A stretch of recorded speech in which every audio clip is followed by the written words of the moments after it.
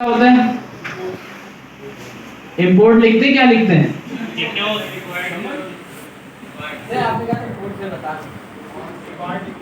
नहीं, इंपोर्ट वाला वो बाद में, अभी नहीं।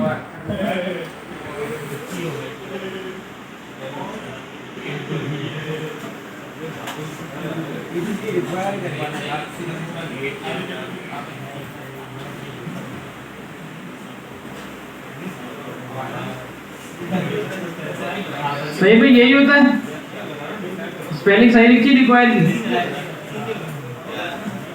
एप। तो अब हम एबीसी को कंसोल करवा के देखते हैं इसमें क्या आ रहा है। क्या आ रहा है? वो फंक्शन आ रहा है जो हमने एबीसी फंक्शन बनाया था। तो इसको हम यहाँ पे कॉल भी कर सकते हैं ऐसे ही।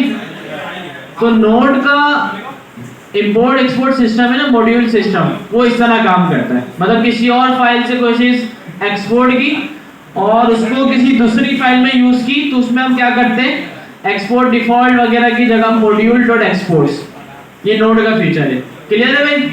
मुश्किल तो नहीं है इसमें। यहाँ से आप एक से ज्यादा भी चीजें भेज सकते हैं। मॉड्यूल डॉट एक्सपोर्ट्स दोबारा एबीसी की जगह कुछ और प्रॉपर्टी दे दी, फिर दोबारा मॉड्यूल डॉट एक्सपोर्ट्स कुछ और प्रॉपर्टी दे दी। तो इससे क्या होगा, ये मॉड्यूल ऑब्जेक्ट समझे ग्लोबल होता है। अब ये किसी भी फाइल में आपको मिल जाया करेगा। ठीक है भाई? तो ये याद रखना है। अच्छा, फिलहाल इस फाइल को मैं दोबारा से डिलीट कर रहा हूं और अब हम आ जाते हैं एक्सप्रेस पे। एक्सप्रेस पे आने से पहले मैंने आपको पैकेज.json फाइल बनाने का तरीका बताया था, याद है या भूल गए? क्या था? npm init। तो ये आपसे पूछेगा सबसे पहले नेम, तो मैंने इसको बोल दिया भाई यही नेम है, वेब मोबाइल 911, वर्जन भी यही है, सब चीजें यही है। एंटर किया। अब इसने बोला ओके भाई, मैंने बोला ओके। तो इसने क्या करा, एक पैकेज.json की फाइल बना के मुझे दे दी।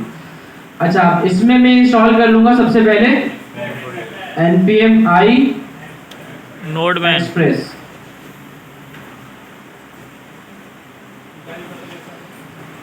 एक्सप्रेस इंस्टॉल हो जाएगा और फिर एक्सप्रेस को यूज करते हुए हम सर्वर बनाएंगे। अच्छा, सर्वर बनाने की क्यों जरूरत पड़ रही है, नोड.js पे क्यों काम नहीं हो रहा?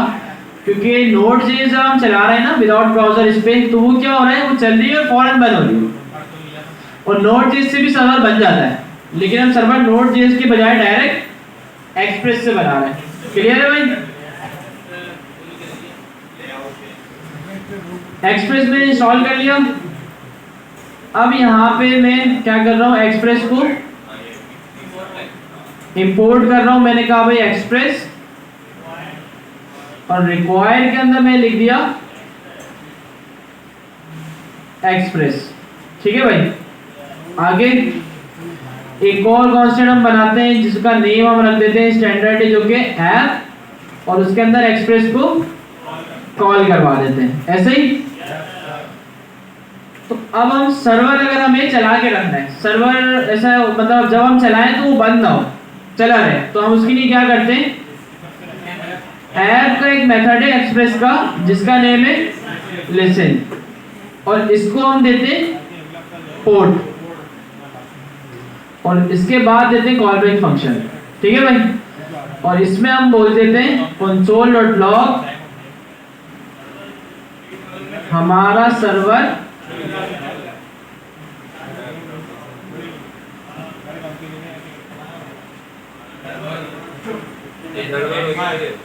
चल गया। सर हमारा देवर हो गया 3000 पर। सही है भाई? सेव कर लिया। अच्छा, सर्वर हो गया ये सर्वर। सही में अब हम इसको चला के देखते हैं क्या ये अब भी बंद हो रहा है या नहीं। दोबारा से मैंने क्या लिखा, नोड server.js रन किया, अब ये बंद नहीं हुआ। ठीक है भाई? अभी चल रहा है और यहाँ पे कंसोल भी आ गया भाई, हमारा सर्वर चल गया। किस पे चल गया? 3000 क्या चीज है ये? पोर्ट क्या होती है भाई? जिसपे वो शिपमेंट आती है, जिसपे आजकल जो इटालियन शिप आ गया, ठीक है भाई, तो मैंने इसको रन किया तो यहाँ पे ये चल गया और कैन नॉट गेट का एरर दे दिया, मतलब कुछ भी गेट नहीं कर पा रहे, सिर्फ सर्वर है लेकिन इस पे कोई एपीआई नहीं है गेट की। सही है भाई। अच्छा, लोकल होस्ट के पीछे क्या है? लोकल होस्ट के पीछे क्या चीज है? आईपी। आईपी क्या होती है? Internet protocol. सारे फुल फॉर्म बताया यार, कुछ तो समझाओ। अच्छा, ये एड्रेस होता है, अब समझे कंप्यूटर का, कंप्यूटर के नेटवर्क का, इंटरनेट का, समझे। सही है भाई। तो जो भी सर्वर हम चलाते हैं ना, सर्वर जाहिर सी बात है लाइव चलता है और वो हर जगह अवेलेबल होता है, तो हम हमेशा अपने सर्वर को आईपी के ऊपर चलाते हैं। तो हर किसी को आईपी नहीं पता होती। आईपी पता करने के लिए क्या करना होता है? सीएमडी में जाके ये विंडोज की कमांड है, आईपी कॉन्फ़िग लिखते हैं, तो इससे क्या होता है कि हमारी आईपी पता चलती है। ये रही 192.168.90.127। अच्छा, ये आपको मैं चेक भी कराऊं कि अगर लोकल होस्ट की जगह मैं आईपी पे चलाऊं, कैसे? ऐसे, और इसके आगे हम दे दें। अच्छा, पोर्ट देने की क्या जरूरत पड़ी भाई? पोर्ट देने की जरूरत ये पड़ी तो क्या मैं एक सिस्टम में एक ही सर्वर बनाऊंगा? मैं मल्टीपल बना सकता हूँ, सिस्टम तो मेरे पास काफी स्पेस है, तो लेकिन आईपी एक होती है सिस्टम की, मल्टीपल आईपी नहीं हो सकती, हो जाती फिर वो पता नहीं कौन कौन से तरीके आते हैं। तो मैं क्या करता हूँ, हर सर्वर को अलग अलग पोर्ट के ऊपर चला देता हूँ। मतलब जैसे एक रिएक्ट का सर्वर चल रहा है 2000 पे, अगर मैंने नोड.जेएस का सर्वर बनाया तो वो चल जाएगा 5000 पे। ठीक है भाई। अच्छा, अब यहीं पर ही, ये थोड़ी सी आगे की चीज़ है लेकिन यहीं पर ही बता रहा हूँ, आपको याद रखनी है ताकि यही टॉपिक चल रहा है इसी पे क्लियर हो जाए वो चीज़ भी। सर्वर बना लिया, अब बारी आती है सर्वर को डिप्लॉय करने की। जैसे वेबसाइट बना ली, वेबसाइट को डिप्लॉय करते हैं आप फायरबेस पे और नेटलिफाई पे, सर्च पे। ठीक है भाई। इसी तरह सर्वर भी डिप्लॉय होता है। अच्छा, अब जो जहाँ ये डिप्लॉय होता है ना, अब वो अपने सर्विस देखनी कि वो सर्वर को डिप्लॉय करने की सर्विस दे भी रहे हैं या नहीं। फायरबेस पे ये नहीं कर सकते, फायरबेस आपको क्या बोलता है? सिर्फ स्टैटिक फाइल्स। नेटलिफाई पे भी आप नहीं कर सकते, नेटलिफाई आपको बोलता है स्टैटिक फाइल्स।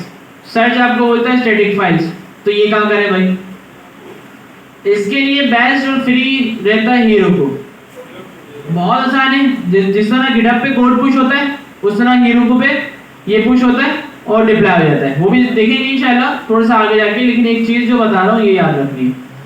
अच्छा, जब आप ये हीरोको के सर्वर पे डिप्लॉय कर देंगे, देखिए सर्वर ऐसा समझ लें कि जैसे आप फायरबेस पे अपनी कोई चीज डिप्लॉय करते हैं ना, तो आपकी जो वेबसाइट है वो समझिए फायरबेस के कंप्यूटर में चली गई है और हम उसको ऑनलाइन एक्सेस कर पा रहे हैं। तो इसी तरह जब ये सर्वर होगा ये भी उनके कंप्यूटर में चले जाएगा। अब हमने यहाँ पे 3000 पोर्ट दे दी, अगर वहाँ पे 3000 पोर्ट उनके पास अवेलेबल ना हो, उस पर कोई और चीज चल रही हो, तो अब क्या होगा? अब क्या होगा भाई? अब हमें तो नहीं पता ना भाई इनकी क्या है, उनकी 3000 भी हो सकती है, 4000, 9000। समझ में आ रही है बात क्या कह रहा हूँ मैं? इसके नहीं आई, सबके आई है, कुछ लोग ऐसे भी। सही है। तो पोर्ट इस वजह से दे रहे हैं कि यार एक साथ 4-5 सर्वर हम चला सकें, और समझे जब हम इसको डिप्लॉय करेंगे उनके पास 4-5 नहीं बल्कि ज्यादा ही सर्वर चल रहे होंगे। तो होता ये कि जो सर्वर की डिप्लॉयमेंट की सर्विस होती है ना, वो हमें अपनी मर्जी से पोर्ट असाइन करती है।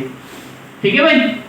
अच्छा, अब वो जो पोर्ट असाइन कर रही है वो लेने के लिए हम क्या करते हैं, देखें यहाँ पे एक कीवर्ड होता है नोड के अंदर, समझे ये भी ऑब्जेक्ट होता है, इसको वेरिएबल एनवायरनमेंट बोलते हैं, एनवायरनमेंट वेरिएबल। ये क्या करता है, जैसे मैंने एक वेरिएबल बनाया पोर्ट का, इसमें एक जो होता है कीवर्ड वो होता है प्रोसेस, मतलब ये भी ग्लोबली अवेलेबल होता है नोड में, इसमें हम एनवायरनमेंट सेट करते हैं मल्टीपल। अच्छा, प्रोसेस डॉट env, env हमें बताता है कि यार अभी जो चल रहा है सर्वर हमारा वो डेवलपमेंट मोड में या प्रोडक्शन में। प्रोडक्शन पता है ना, मतलब लाइव है, कहीं ना कहीं डिप्लॉय हुआ है, यूजर्स को यूज कर रहा है। env डॉट पोर्ट कैपिटल में इस तरह। तो अब ये लिखेंगे ना तो होगा ये कि जो डिप्लॉयमेंट सर्विस होगी जैसे कि हीरोको और AWS, DigitalOcean, जो भी आगे जाके आप पढ़ेंगे हो सकता है, तो वो क्या करेगा, इसके अंदर हमें पोर्ट देगा। समझे, ये एक ऑब्जेक्ट है, ऑब्जेक्ट की प्रॉपर्टी है पोर्ट। कहीं भी आप सर्वर डिप्लॉय करेंगे वो इस पोर्ट के अंदर आपको पोर्ट देंगे। तो आप क्या करेंगे कि भाई अच्छा अगर नहीं देंगे तो ये अनडिफाइंड मिलेगा, अगर पोर्ट के अंदर कुछ नहीं होगा तो अनडिफाइंड होगा, और अगर कुछ होगा तो जो भी पोर्ट असाइन होगी वो आपको मिलेगी। तो हम यहाँ पे क्या करते हैं भाई, पोर्ट को इस तरह देते हैं कुछ कि भाई अगर पोर्ट हो तो पोर्ट चल जाए, वरना 3000 चल जाए। कंडीशन समझ में आई वाली? और ये कंडीशन सबको आती होगी कि भाई अगर पोर्ट हो तो ये चल जाए, आगे ना जाए, और अगर पोर्ट अनडिफाइंड है तो आगे जाए और 3000 चल जाए। ठीक है, तो अभी क्योंकि हम लोकल पे चला रहे हैं तो अभी ऑलवेज कौन सी चलेगी? 3000, क्योंकि अभी process.env में कोई पोर्ट असाइन नहीं है। अच्छा, तो हम क्या करते हैं फिर यहाँ पे कंसोल में भी इस तरह लगा देते हैं।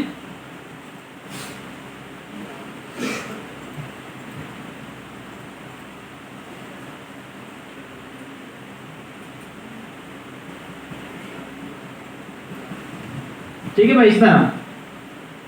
तो यहाँ पे होगा ये कि यार पोर्ट भी पता चल जाएगी कि भाई सर्वर किस पे चल रहा है।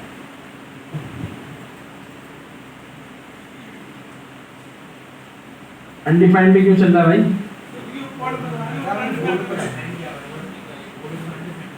अच्छा हाँ सही, वो अनडिफाइंड मिल रही है, सही सही है। तो यहाँ पे भी यही सेम कंडीशन होगी, या यहाँ पे इस तरह कर सकते हैं हम, कंडीशन जो है वो डायरेक्टली यहाँ पे दे दी। सही है भाई, 300 लिख दिया।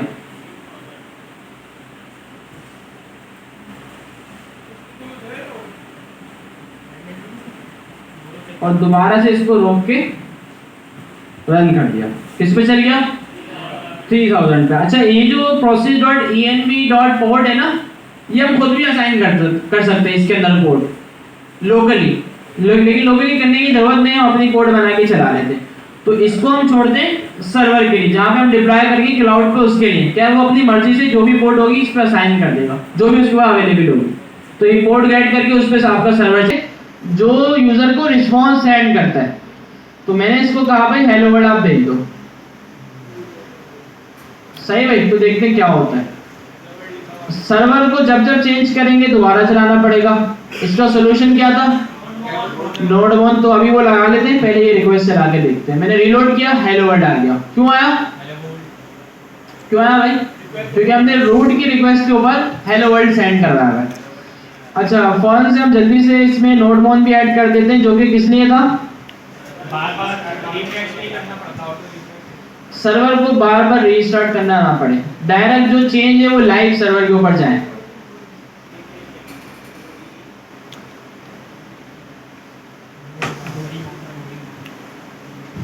अच्छा, चीजें बहुत छोटी छोटी है इसमें, इतनी बड़ी चीजें नहीं है, लेकिन याद रखने वाली है, बहुत काम आने वाली चीजें।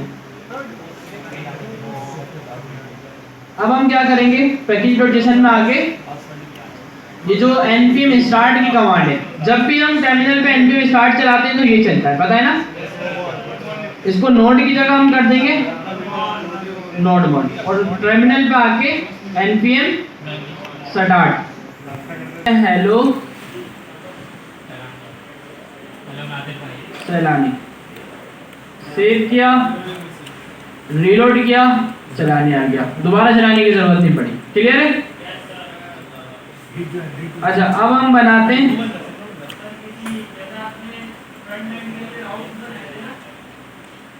हाँ, इसमें राउट भी बनाएंगे। पहले ये बेसिक चीज थोड़ी सी देख लें, तो रिपीट कर रहा हूँ, सब बताया लास्ट क्लास में। कोर्सेज की एरे बना ली, इसमें कोर्स की आईडी आ गई 1, या टू डू भी बना लेते हैं, क्या ख्याल है?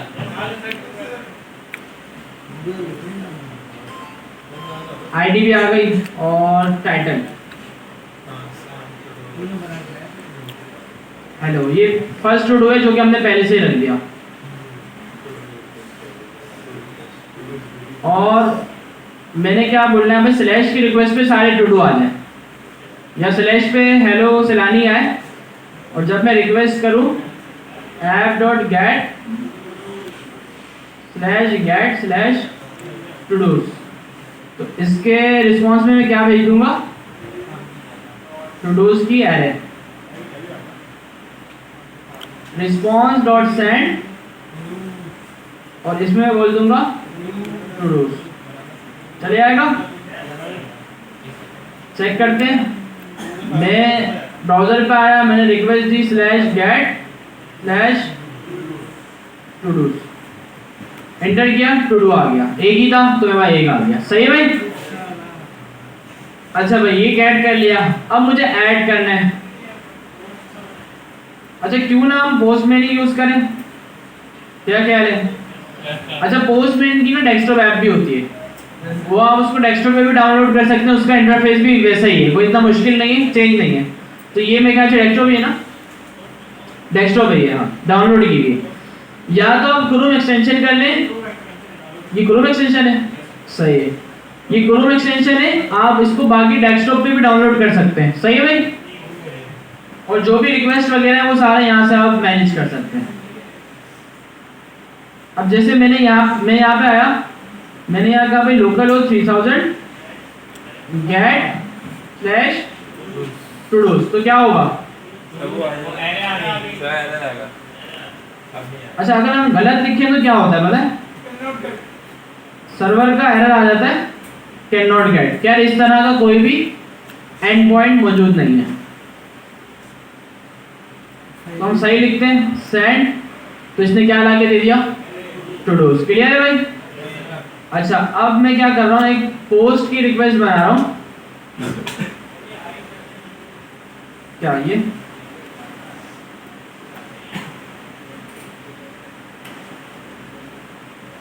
app.post, और इसमें मैंने रिक्वेस्ट बनाई ऐड टू डू। सही है भाई? और इसने अभी कॉल बैक फंक्शन दिया, और इसमें मैं रिसीव करा रिक्वेस्ट और रिस्पॉन्स। सबसे पहले तो हम सिर्फ और सिर्फ, अच्छा अब होगा ये कि यार पोस्ट कर रहा हूं मैं, पहले डेटा सर्वर से दे रहा था, अब सर्वर पे डेटा मुझे लेना है, इस वजह से मैंने पोस्ट की रिक्वेस्ट बनाई। तो देने के लिए मैं रिस्पॉन्स सेंड कर रहा था, डेटा लेने के लिए क्या करूंगा? रिक्वेस्ट में आएगा, और रिक्वेस्ट में काफी ज्यादा चीजें आती हैं, तो उसमें से डेटा किस में हमें मिलता है? बॉडी में। कंसोल करवा लेते हैं। सबसे पहले मैंने कहा भाई ये बॉडी है, और इसमें मैंने कहा body, sorry, request dot body. सही भाई? I love body. और सर्वर दोबारा चल गया होगा, और अब मैं जाके पोस्टमैन से पोस्ट की रिक्वेस्ट करूंगा, लोकल होस्ट /to डू, और गेट की जगह पोस्ट। अच्छा, बॉडी कैसे देते हैं? मैं बॉडी में आ गया, और फॉर्मेट इसका क्या होगा? रॉ के अंदर जेसन। सही में? हमेशा जेसन फॉर्मेट में हम इससे बातचीत करेंगे। अच्छा, इसके अलावा ये एक URL इनकोडेड भी होता है, ये भी देख लेंगे थोड़ा सा, लेकिन जेसन सबसे बेस्ट रहता है। बॉडी में मैंने कहा भाई आप यहां से टाइटल भेज दो टू डू का, जो कि वर्ड है। टाइटल को हम स्ट्रिंग में लिखेंगे। ठीक हो गया? मैंने सेंड किया और बॉडी आई होगी। क्या हो गया? क्या हो गया? अनडिफाइंड। क्यों? बॉडी है तो किया ही नहीं क्यों भाई अनडिफाइंड क्यों आई?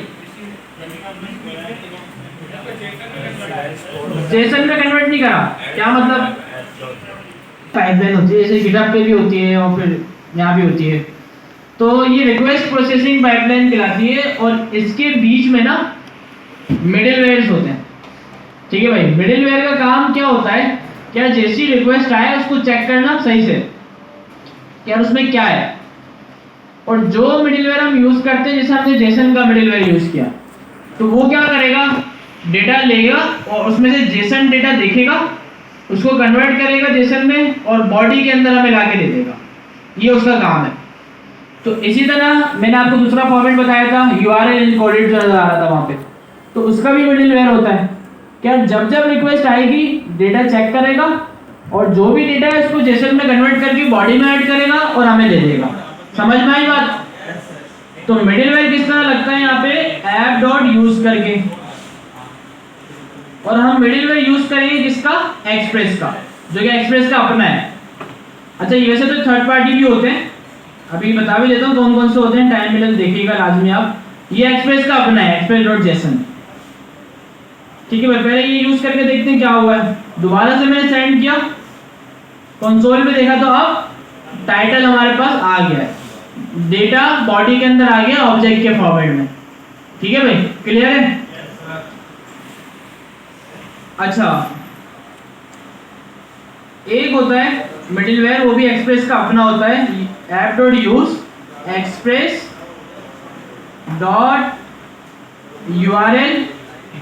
encoded। ठीक है भाई।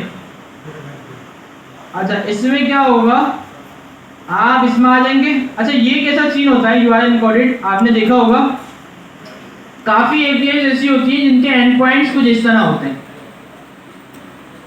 एग्जाम्पल के लिए समझा रहा हूं। अच्छा वो पोस्ट के अंदर ना, पोस्ट बॉडी के अंदर पोस्ट का जो डेटा होता है ना वो बॉडी के अंदर रख के नहीं भेजते, उसमें क्या होता है टू डूज, ऐड और फिर इस तरह पैरामीटर्स होते हैं। पता है आपको ये बात?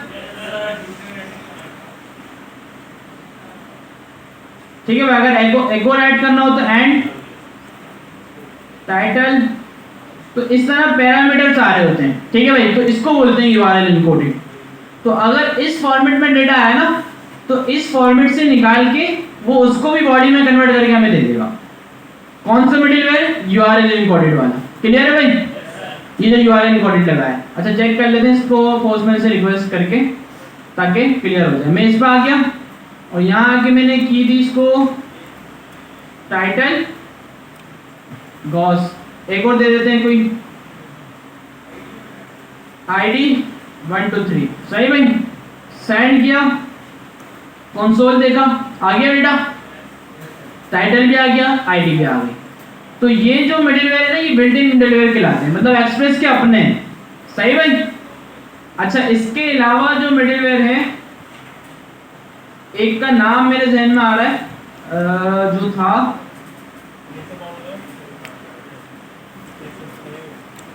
मॉर्गन, ये थर्ड पार्टी मिडिलवेयर कहलाते हैं। थर्ड पार्टी समझते हैं ना, तो अपने नहीं है, थर्ड पार्टी के मतलब अलग से हम यूज करते हैं। एक मॉर्गन था और एक मेरे नाम सेव किया था, मेरे जहन से निकल गया क्या था,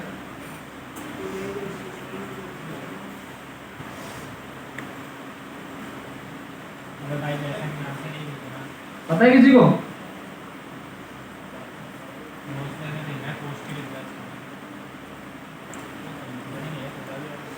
चलो खैर बहुत है, बाकी सर्च करेंगे ना आपको एक क्या 50 मिल जाएंगे। ठीक है भाई, तो ये मॉर्गन है, ये भी चीज़ यूज होता है कि यार आपका जो डेटा आ रहा है वो किस फॉर्मेट में रखना है, किस में कन्वर्ट करना है, किस में रिसीव करना है, तो ये पूरी लाइब्रेरी है।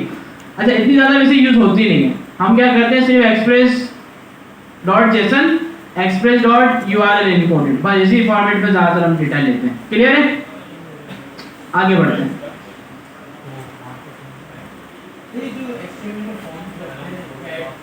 हाँ HTML के जो फॉर्म में एक्शन में जो डेटा जाता है ना वो URL encoded होता है। ठीक है भाई, HTML के फॉर्म से जो डायरेक्ट सर्वर पे डेटा जाता है वो किस फॉर्मेट में जाता है, URL encoded में। अब टू डू ऐड करने का देखते हैं किस तरह ऐड होगा। रिक्वेस्ट डॉट बॉडी में पूरा डेटा आ रहा है मेरे पास, ID जनरेट होगी और डेटा ऐड हो जाएगा। कैसे, पहले हम यहाँ पे एक ऑब्जेक्ट बना लेंगे टू डू का, उसमें ID कैसे जनरेट करेंगे कल भी बताया था, todos.len +1। इससे क्या होगा, ID ऑटोमेटिक जनरेट होती रहेगी। अच्छा अब इसमें क्या देना है, टाइटल जो कि हमें मिलेगा कहाँ से, request dot body dot title, इसमें टाइटल मिल जाएगा और यहाँ पे मैं इसको नीचे बोल दूंगा भाई टू डू डॉट पुश में टू डू ऐड हो जाए। ठीक है भाई, और उसको रिस्पॉन्स भी देना है, यहाँ पे आपका टू डू ऐड हो गया तो मैं क्या बोलूंगा भाई, रिस्पॉन्स डॉट सेंड। ऑब्जेक्ट में मैंने बोला भाई कि टू डू जो ऐड हुआ वो दे दिया कि भाई ये वाला टू डू ऐड हुआ है, और मैसेज मैंने इसको दे दिया टू डू ऐड हो गया। सही भाई। अब हम क्या करते हैं, पोस्टमैन पे आके पहले देखते हैं हमारे पास भाई कितने टू डूज हैं। गेट करा तो कितने आ रहे हैं, 3 आ रहे हैं। 3 क्यों आ गया भाई, ऐड किया था।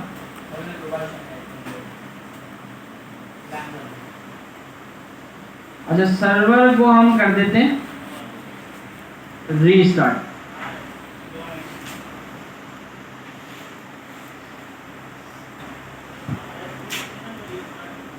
क्या लिखते हैं, RS। ठीक है भाई, कितने टू डू है, 1 टू डू है। मैं आया, मैं टू डू ऐड कर रहा हूँ। अच्छा, डेटा किस फॉर्मेट में भेजें, इसी में भेज दें या जेसन में भेजें, जेसन। टाइटल में मैंने कहा भाई अब वर्ड चले जाए, सिर्फ टाइटल भेजना है ना। मैंने सेंड किया, रिस्पॉन्स आया कि भाई जो टू डू ऐड हुआ वो दे दिया, और मैसेज आया टू डू ऐड हो गया। बैग आके मैंने कहा भाई आप दोबारा से सारे टू डू लेके आओ, अब कितने हो गए। गेट किया, कितने हो गए, 2 हो गए। एक और ऐड करना है, तो बॉडी के अंदर मैंने दोबारा से टू डू ऐड कर दिया। सेंड किया, दोबारा सारे ऐड किए, कितने हो गए, आईडी भी बन रही है सही, ऐड टू डू हो गया। सही भाई। अब क्या डिलीट टू डू करें पहले या अपडेट करें, अपडेट कर लें। अच्छा, अपडेट के लिए मैंने रिक्वेस्ट बताई थी आपको, कौन सी यूज होती है, ऐप। अच्छा, वैसे तो पोस्ट से भी हो जाएगा, कि पोस्ट से भी वही काम है, डेटा लेना है और अपडेट करना है। स्टैंडर्ड क्या है, हम कोड यूज करेंगे। फुट से ये समझ में आ जाएगा दूसरे देखने वाले को कि भाई यहाँ पे कोई अपडेटिंग का काम हो रहा है, एडिट का काम हो रहा है। पोस्ट से ये समझ में आएगा कि भाई ऐड करने का काम हो रहा है। डिलीट से समझ में आएगा डिलीट करने का हो रहा है। ऐसा नहीं है सारी चीजें आपने पोस्ट कर दी। तो यहां हमने कहा भाई एडिट टू डू, ठीक है भाई। और हम बोलते हैं भाई कौन सा टू डू ऐड करना है, उसकी आईडी हम यहाँ पे ले लेते हैं। किसमें, ये क्या होता है, ये पता है कैसे मिलते हैं, जबरदस्त, छा वैसा। ठीक है भाई। अच्छा, पहले तो हमें इसमें चाहिए होगा बॉडी, कि भाई जो टू डू एडिट करना है, और बॉडी के अंदर कुछ नहीं, सिर्फ टाइटल ही चाहिए। तो रिक्वेस्ट डॉट बॉडी, और दूसरा, हाँ टाइटल, दूसरा हमें चाहिए होगा पैरामीटर, जो कि आईडी होगी, उसकी हेल्प से हम एडिट करेंगे। वो किसमें मिलता है, request dot params dot ID. सही भाई। Control S, new tab, request कौन सी है, पुट की, एंड पॉइंट्स क्या है, एडिट स्लैश टू डू। मैं बोलता हूँ भाई 1 वाले वो करना है। सही भाई। सेंड किया, अनडिफाइंड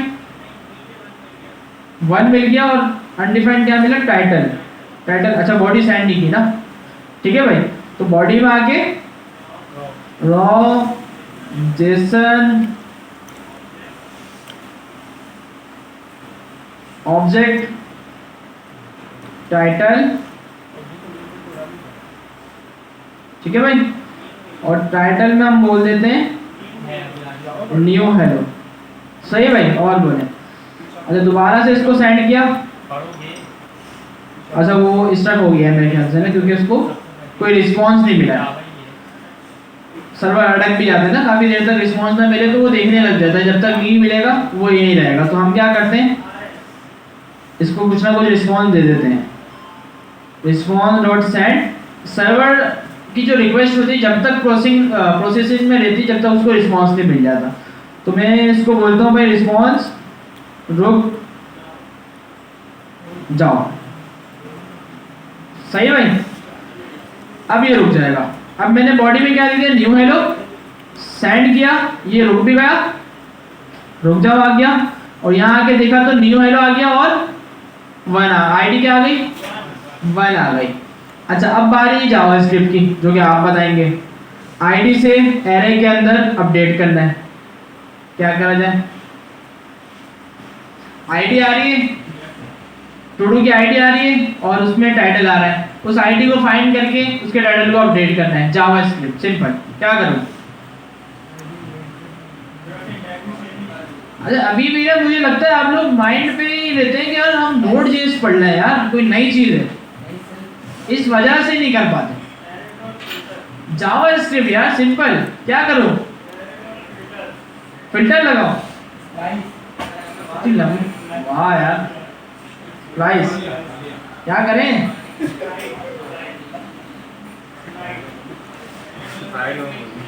सरप्राइज लगा दूं? ये तो कुछ नहीं था। फाइंड इंडेक्स लगेगा ना, पहले इंडेक्स फाइंड हो जाएगा। Todos dot find index, पता है ना, फाइंड एक फाइंड होता है। फाइंड क्या करता है? पूरा ऑब्जेक्ट लाके दे देता है। फाइंड इंडेक्स क्या करता है? सिर्फ इंडेक्स लाके देता है। तो हम फाइंड इंडेक्स कर लेते हैं या फाइंड कर लें। फाइंड इंडेक्स डेटा, इसमें ऑब्जेक्ट मिल जाएगा। मैंने कहा भाई डेटा डॉट आईडी मैच कर जाए किससे?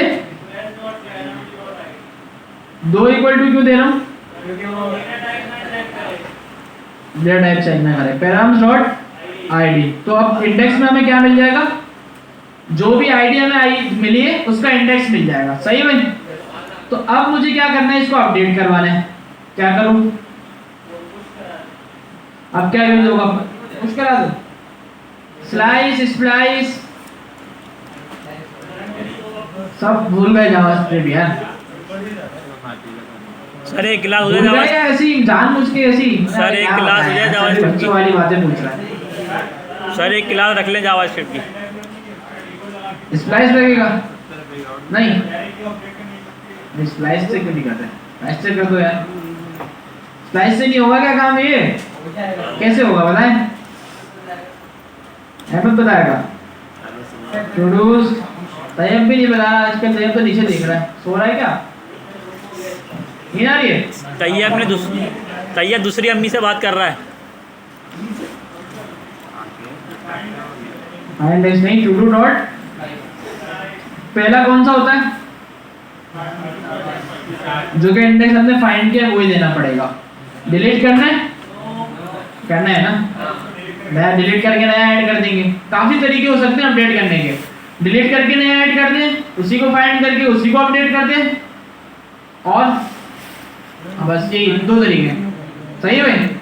तो अब हम क्या करेंगे? क्या इसमें नया ऑब्जेक्ट ऐड कर देंगे जिसमें आईडी हम वही दे देंगे जो उसकी थी पहले से ही, या request dot params dot ID. ठीक है भाई? अच्छा, इसके अलावा टाइटल में हम क्या बोल देंगे कि जो रिक्वेस्ट डॉट बॉडी के अंदर टाइटल आया है वो दे दो। ठीक है भाई? और इसमें हम बोल देंगे अपडेट हो गया। सही भाई? करें भाई? अच्छा, पहले हम देख लेते हैं क्या हमारे पास कौन कौन से टू डूज हैं। अभी एक ही आ रहा है, हेलो। ठीक है भाई?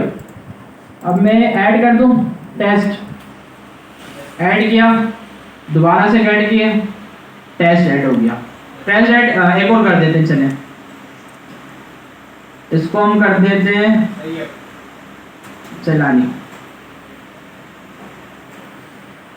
सेंड किया, दोबारा ऐड किया, कितने हो जाएंगे? 3 हो जाएंगे। कौन सा अपडेट करें? टेस्ट वाला कर दें। मैंने कहा भाई एडिट टू डू करना है। टेस्ट वाले की आईडी क्या थी? 2 थी। उसकी जगह पे क्या भेजना है? न्यू वैल्यू ही भेज दें।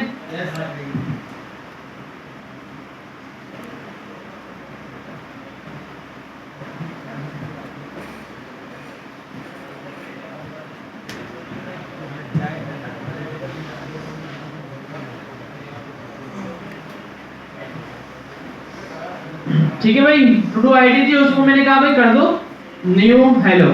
सेंड किया, रिस्पॉन्स देखते हैं क्या आया। अपडेट हो गया। टू डू दोबारा मंगवा के देखें, न्यू हेलो हो गया। मसला क्या करा इसने? एक मसला है, छोटा सा मसला है। बताएं क्या है? ट्रू स्ट्रिंग कर दिया।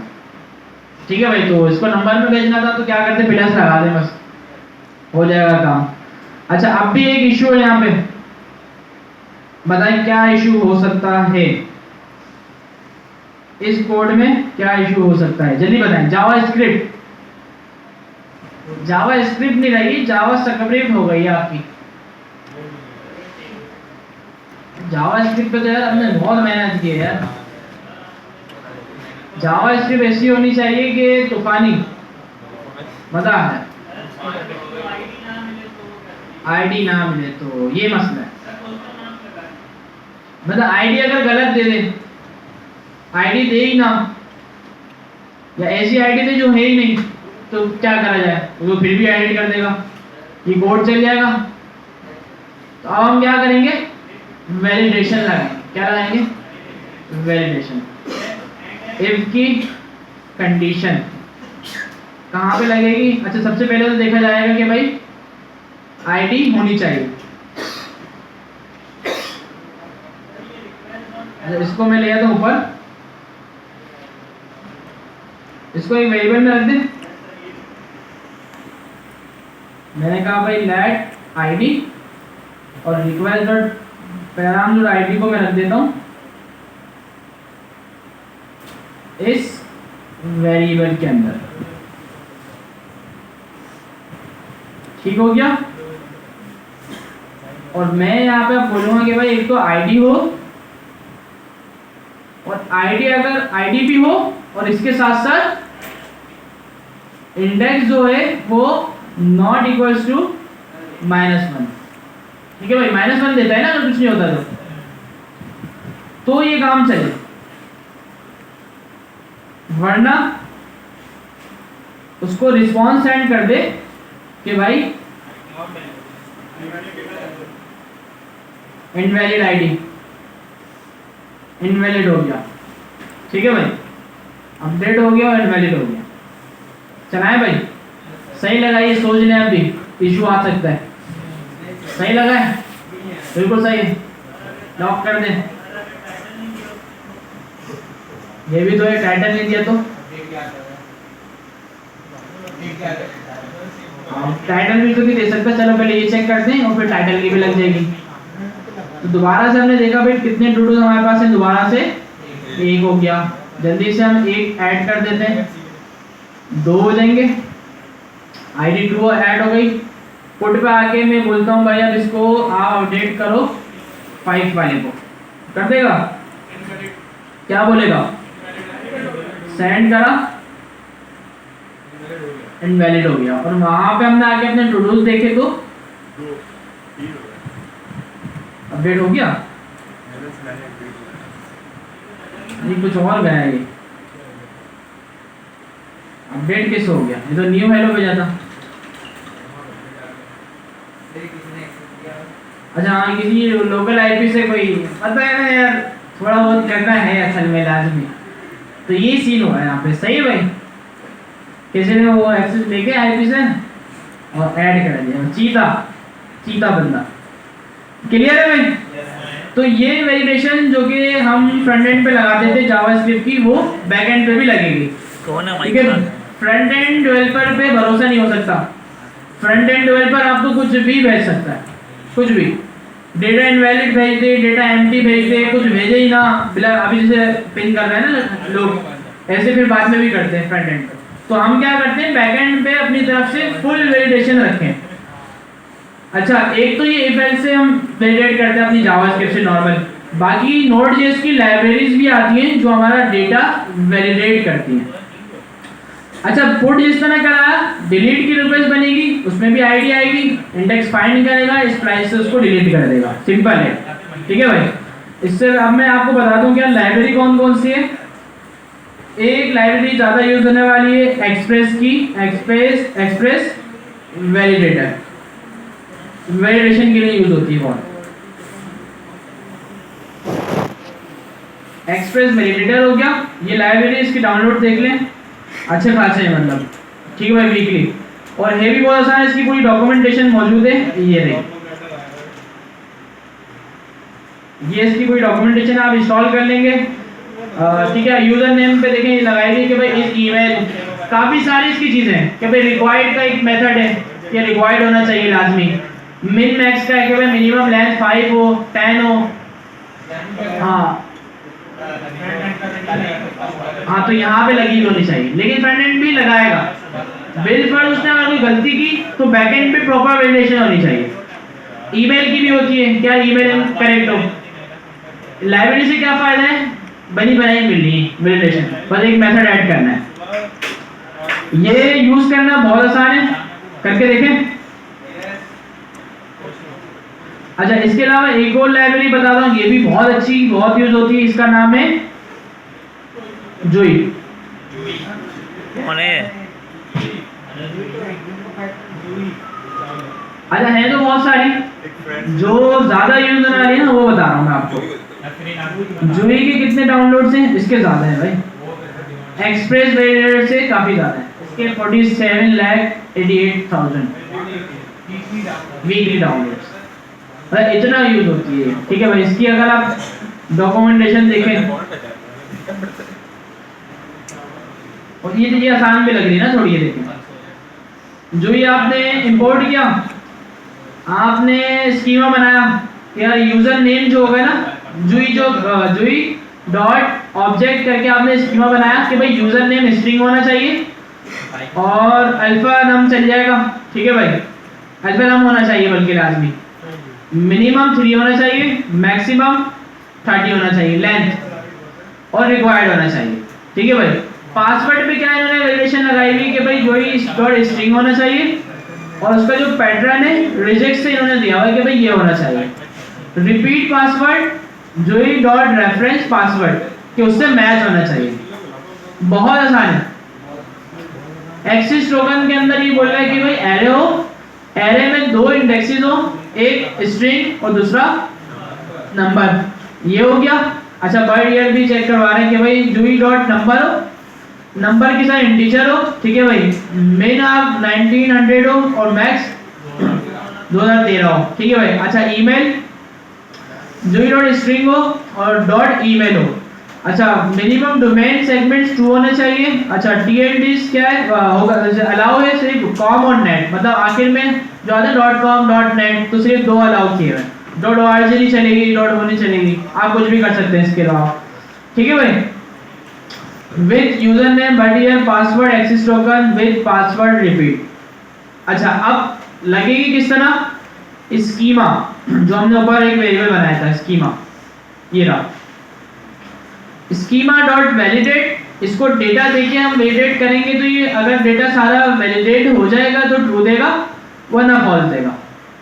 सिंपल यहाँ पे ट्राई कैच ऐड कर दिया, देखें अगर वैलिडेट हो जाएगा तो ट्राई चल जाएगा, वरना कैच में एरर दे देगा तो आप रिस्पॉन्स सेंड कर देंगे भाई समथिंग वेंट रॉन्ग, आपने कोई डेटा जो है वो गलत सेंड किया। तो ये बहुत बेहतरीन लाइब्रेरी है और इंशाल्लाह नेक्स्ट क्लास में इसको इम्प्लीमेंट करके देखेंगे। आपको जैसे पता है कि यार ज़्यादा टाइम नहीं है हमारे पास, और ये भी मैं एक्स्ट्रा चीज़ें बता रहा हूँ, ठीक है। और क्योंकि इसकी देखिए इसकी ज़्यादा ज़रूरत नहीं है ना, हम ईफेल से काम चला रहे हैं और ये तो एक्स्ट्रा चीज़ें ये पढ़ लें आगे जाके बाद में, लेकिन ये जुई जो है ना ये हम लगा के देखेंगे नेक्स्ट क्लास में। अच्छा इसके अलावा अब जो हम पढ़ेंगे, अब जो काम है राउटिंग एक्सप्रेस की, मतलब अभी जितना भी काम मैंने किया सारा एक ही फाइल के अंदर कर दिया, ऐसे ही हम क्या करेंगे एक्सप्रेस राउटिंग। एक्सप्रेस के भी राउटर होते हैं, मतलब अलग अलग फाइल्स में, जैसे यूजर से रिलेटेड कोई काम कर रहा हूँ यूजर की अलग फाइल बना दी, टू डूज से रिलेटेड कर रहा हूँ टू डूज की अलग बना दी, ठीक है भाई। इस तरह पोस्ट से रिलेटेड कर रहा हूँ पोस्ट की अलग फाइल बना दी। तो इस तरह राउटिंग पे काम होता है, बहुत आसान है। रिक्वेस्ट यही रहती है, पुट की, डिलीट की, गेट की, बस वो राउटिंग बन जाती है, अलग अलग फाइल बन जाती है, ये करेंगे। अच्छा इसके अलावा डेटाबेस कनेक्शन देखेंगे कि यार मोंगोडीबी का डेटाबेस आप किस तरह क्रिएट कर सकते हैं और किस तरह आप उस डेटाबेस को अपने सर्वर से कनेक्ट कर सकते हैं। इसके अलावा हम देखेंगे यूजर ऑथेंटिकेशन। यूजर ऑथेंटिकेशन हम करेंगे मोंगोडीबी से ही, डेटाबेस से ही होती है, लेकिन उसमें एक टोकन सिस्टम होता है, मतलब जब यूजर लॉगिन होता है ना, यूजर को एक टोकन जनरेट करके देना होता है जो प्रोफेशनल तरीका है। वैसे तो लोग काम चलाने के लिए सिर्फ डेटाबेस से करा देते हैं और पासवर्ड भी सेव करवा देते हैं कि भाई यूजर ने जो ईमेल पासवर्ड दिया है वो डेटाबेस में फाइंड करे, मिल गया तो उसको लॉगिन कर दे, नहीं मिला तो ना करे। तो ये जो है वो 5 डॉलर वाला काम होता है। बेहतरीन काम जो है वो क्या है? बेहतरीन काम होता है टोकन वाला। क्या टोकन से क्या होता है? सिक्योरिटी। सिक्योरिटी बोले देखिए, अभी जो मैं थ्योरी बता रहा हूँ ना, ये भी लाजमी सुने ताकि नेक्स्ट क्लास में जब पढ़े तो कोई मसला ना है। सिक्योरिटी क्या है भाई कि हमने एक वेबसाइट बनाई बैंक के लिए और हमने बोला कि जब यूजर लॉगिन हो तो ही वो डेटा देख सके, अकाउंट बैलेंस हर चीज देख सके। तो किस तरह पता चलेगा बंदा लॉगिन है? क्या लोकेशन स्टोरेज में आप ड्रोपल सेट करेंगे ताकि हैकर आए और लोकेशन स्टोरेज ट्रू करे और सारा कुछ देख ले? तो इसके ब्याह पे हम बैकएंड से जो ऑथेंटिकेशन करवाते हैं हम रखते हैं उसके लिए टोकन, कि जब यूजर लॉगिन करे तो उसको एक टोकन जनरेट हो जाए और जब जब यूजर सर्वर को रिक्वेस्ट करे डेटा लेने की या देने की किसी की भी, वो उस टोकन के साथ करे। अब जैसे आपका आईडी कार्ड, समझे आपका आईडी कार्ड आपका टोकन है। अब यहाँ चलाने में पाबंदी लगा दी भाई, नीचे गार्ड को बोल दिया कि भाई जिसका आईडी कार्ड है उसको ही ऊपर भेजो और जिसका नहीं है उसको बाहर से ही घर भेजो।